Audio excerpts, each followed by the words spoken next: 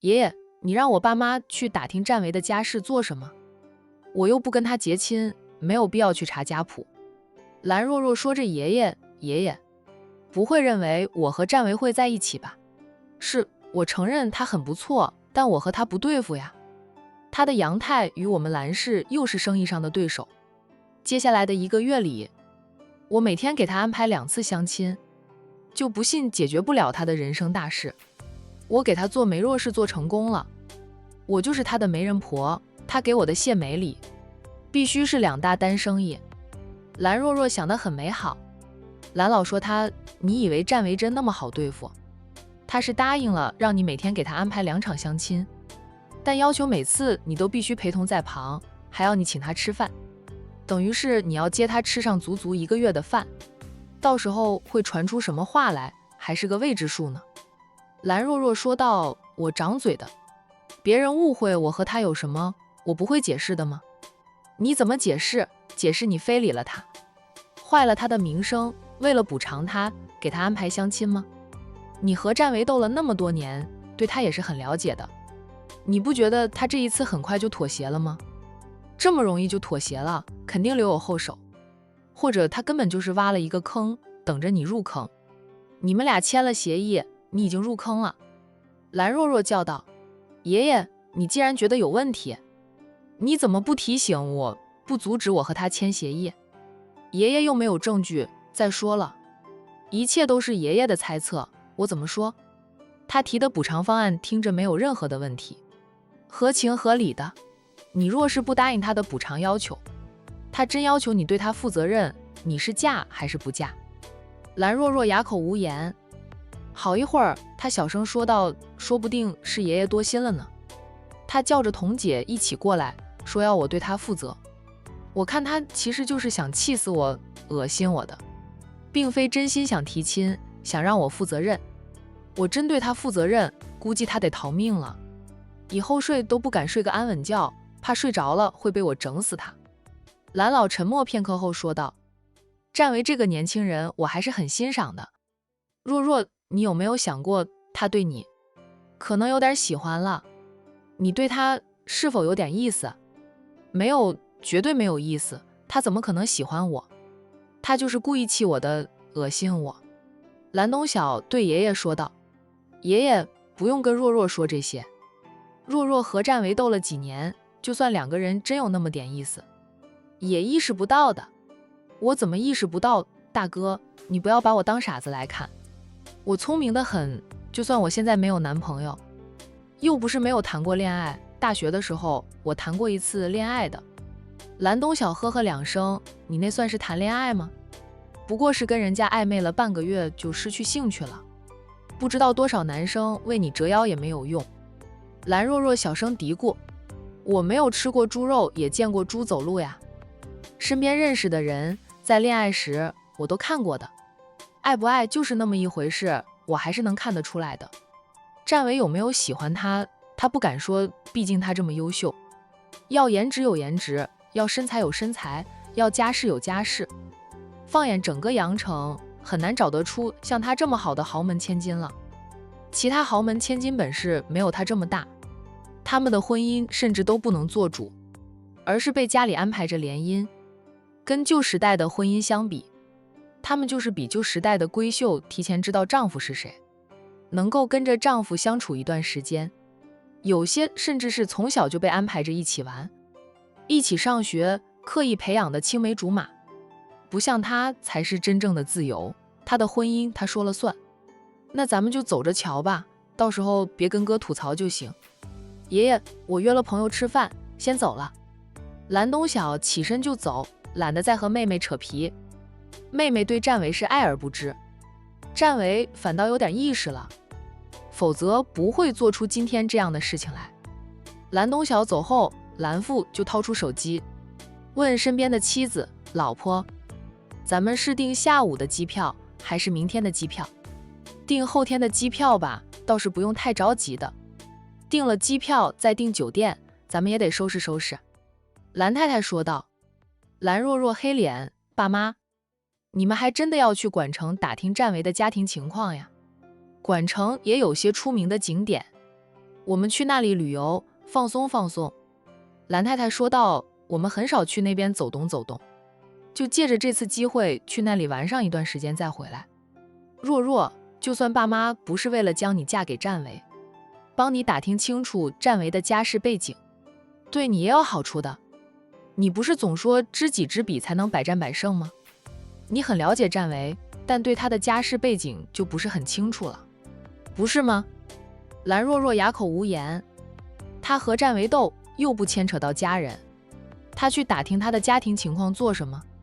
只认为他是一个外来打工的，哪怕他现在有钱了，在阳城也有地位了，他的原生家庭顶多也就是小康吧，很大可能是普通的农民家庭，供出了他这个高材生，指望着他光宗耀祖呢。父母要去管城旅游兼打听一下战维的家庭情况，兰若若阻止不了。她放下了水果盘，对父母和爷爷说道，可以吃饭了吗？我饿死了。可以了，走吧，吃饭去。头会痛吗？兰爷爷起身，兰若若赶紧去扶爷爷。爷爷问他会不会头痛，他答道有一点点痛，不是很痛，我能承受得起，待会儿冲杯蜂蜜水喝了就行。还好今天是周日，不用上班，也是知道今天周日，哪怕喝醉了也不会影响他工作。兰若若昨晚才敢放肆的喝酒的，兰爷爷说他看你以后还敢喝醉不？真以为自己千杯不醉了？酒量再好的人也不可能千杯不醉的，那不过是一个夸张的词语。真有人喝了1000杯酒不醉也会酒精中毒了。兰若若保证地道，经过这一次的事，以后打死我也不会让自己醉的，以后我顶多就喝3-5杯，再也不多喝了。闹出了这样的事，还是闹到了他的死对头身上。兰若若是吓到的了，以后真不敢喝醉，就是喝酒也要控制一下量了，毕竟酒喝多了也伤身。吃过饭了，若是觉得头没那么痛，去约一约张成。不管怎么说，昨晚他也帮了你，要不是他当场就帮你封锁消息，今天早就传的大家都知道了。张成这孩子也是极好的，爷爷还挺看重他的，但看你对他始终没有那种感觉吧，他对你似乎也培养不到感情。你们俩呀，第一次相亲后没有后续，现在重新想试一试，又是没有后续的了。若若，你老大不小了，马上就30岁的人，要考虑你的人生大事，你要是太忙的没有时间考虑你的人生大事，那爷爷就撤了你兼顾的几个职务，让你轻松一点，就有时间去恋爱，像其他女孩子那样，可以和男朋友逛逛街，吃吃饭，看看电影。兰若若赶紧说道，爷爷，你别撤我兼顾的职务，我能应付得过来。我不是在考虑我的人生大事吗？爷爷让我去相亲，我就去相亲，让我约人家出来吃饭，我就约了，只是没有相到心动的，让我想结束单身的，我能有什么办法？婚姻是一辈子的大事，肯定要嫁我喜欢，他也喜欢我的呀，那样才能幸福，像我爸妈这样，几十年如同初恋，甜甜蜜蜜的。我做女儿都羡慕我爸妈的感情好。兰太太立即挽住丈夫的手臂，幸福的笑，那是自然的，你爸对我几十年如同一日，我们感情好的如同初恋。一家人进了餐厅，在餐桌前坐下，佣人开始上菜，只有4个人吃饭，饭菜比较简单，只有4菜1汤，等于是每个人有一道自己最爱吃的菜。却说战维从兰家大宅出来后，就和大嫂一起坐车回家。路上，海童问他，老七，你就这样放过若若了？我以为你真能逼得她嫁给你呢。战维说道，大嫂，你也说是逼了，逼迫来的能幸福吗？酱扭的瓜儿不会甜。我叫大嫂陪着我一起去提亲，本来就是气姨气兰若若的，又不是真的提亲。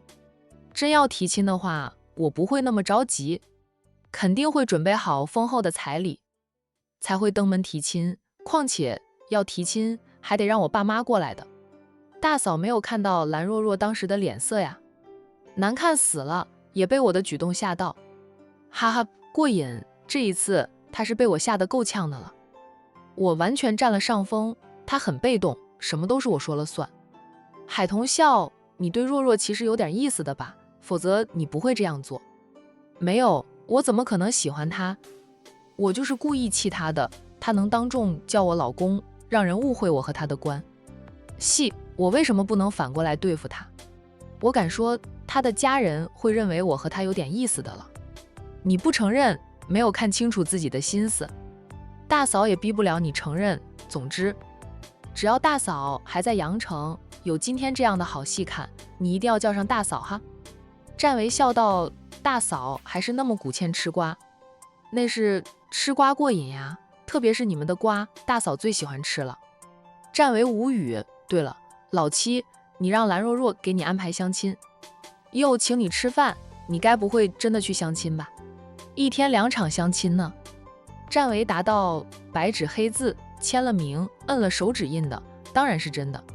海童偏头看着他片刻，想了想后，问他，你是不是计划在相亲时对若若好，让相亲对象误会你们俩的关系，然后知难而退，还能通过那些相亲对象的嘴传出你和蓝若若的绯闻？一天2个相亲对象，1个月是60个人，60张嘴传一样的话，呵呵，很快就能传遍整个阳城的了。天天一起吃饭，你又对他体贴入微的话，1个月的时间足够缓和你们针锋相对的气氛，说不定也能让他喜欢你。老七腹黑啊！占为笑了一下，什么都瞒不过大嫂。大嫂可能是吃他们兄弟几个的感情瓜吃得多了，越来越聪明。不过大嫂本来就是个聪明人，能让他大哥爱得死心塌地的人，不会差到哪里去。那你还不承认对他有想法？占为语塞，半晌他笑，可能是吧，我自己都还没有确定是不是。不过看到他和张成一起出席宴会，我很不爽，心里酸溜溜的，忍不住就想去阻拦他们俩在一起。昨晚蓝若若调戏我的事，没有我刻意为之，她也调戏不到我。我就是不想她和张成在一起，她喝醉了，看到我就会舍弃张成。我比张成帅吗？他喝醉了就会调戏帅哥。海童，你怎么知道他喝醉了会调戏帅哥的？我跟他斗了那么多年，他的事情我通过多方渠道打听就知道了。况且他最后会做出失态的事，不是第一次发生，在好几年前也发生过一次。阳城上流社会那个圈子里的人大多都知道的，不过是事情过去了几年，有些人忘记了。也是因为他酒品不好，醉了会调戏帅哥。他很少会喝醉，那丫头的酒量也是真的好。说实话，我真跟他拼酒，未必能拼得赢他。